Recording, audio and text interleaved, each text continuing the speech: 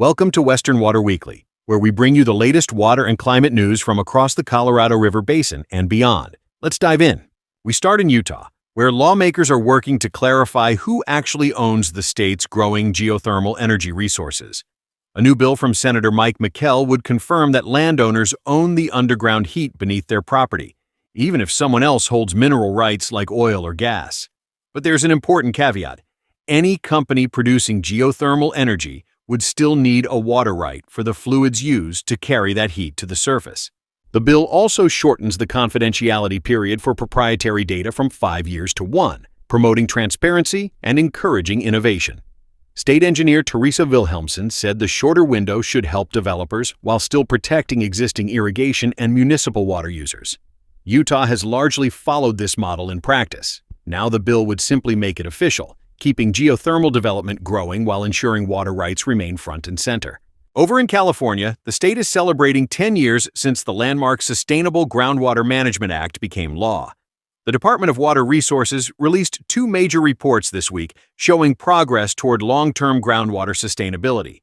The data reveal that from spring 2024 to spring 2025, nearly 3/4 of monitoring wells held steady, and fewer wells went dry than in any of the past 5 years. Land subsidence, meaning ground sinking, has slowed in key agricultural regions, and the state now operates more than 230 real-time monitoring sites. Officials credit local groundwater agencies for adapting quickly to climate extremes and for improving recharge and efficiency projects. The state is inviting public comment on its Groundwater Update 2025 through mid-December, with a final report due next spring.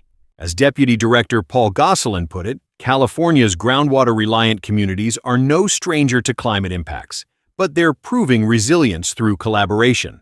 Next, some big news for well owners across the country. The National Groundwater Association has launched a new water well map that makes data on more than 14 million wells accessible to anyone online. The map, available for free on wellowner.org, shows well depths, construction dates, and water quality information, giving homeowners a clearer picture of their local aquifers.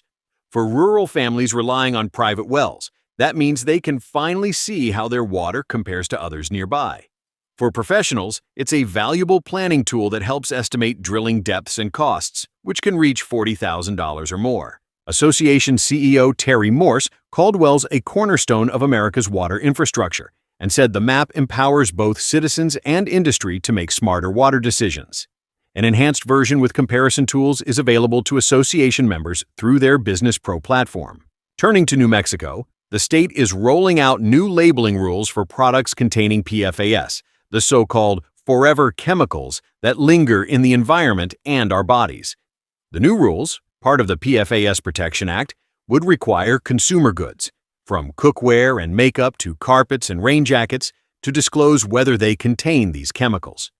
Health advocates say consumers have a right to know, pointing to links between PFAS exposure and certain cancers, fertility issues, and immune system damage. But the chemical industry is pushing back, arguing that the labeling rules are confusing and hard to enforce. Meanwhile, New Mexico is still dealing with PFAS contamination from firefighting foam at military bases.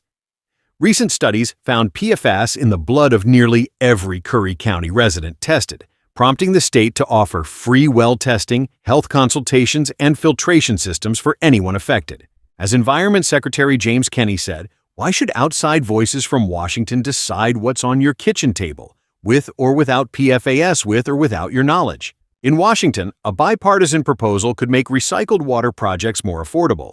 Representative Darren LaHood's Advancing Water Reuse Act would give companies a 30% federal tax credit for investments in qualifying water recycling systems. That means industries like food processing, manufacturing, and even data centers could offset nearly a third of their costs for systems that recycle water instead of drawing fresh supplies. The credit would also apply to projects where private companies build infrastructure and transfer it to a utility, helping spark public-private partnerships. The Watrous Association says the bill recognizes that recycled water is a technology-ready solution to drought and demand challenges across the nation. For now, the bill remains in committee, but advocates are pushing to include it in the next federal tax package. And finally, despite the ongoing federal government shutdown, the U.S. Drought Monitor released its latest update this week.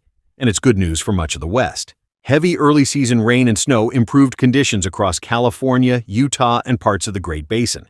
In California, October has been one of the wettest on record in many central and southern regions, with some areas now completely removed from drought. Utah saw major gains in both its western and eastern regions, while Wyoming's extreme drought was nearly cut in half. Overall, drought coverage across the western United States dropped from 80% to just over 74%. The worst category, exceptional drought, now lingers only in a small part of north-central Idaho.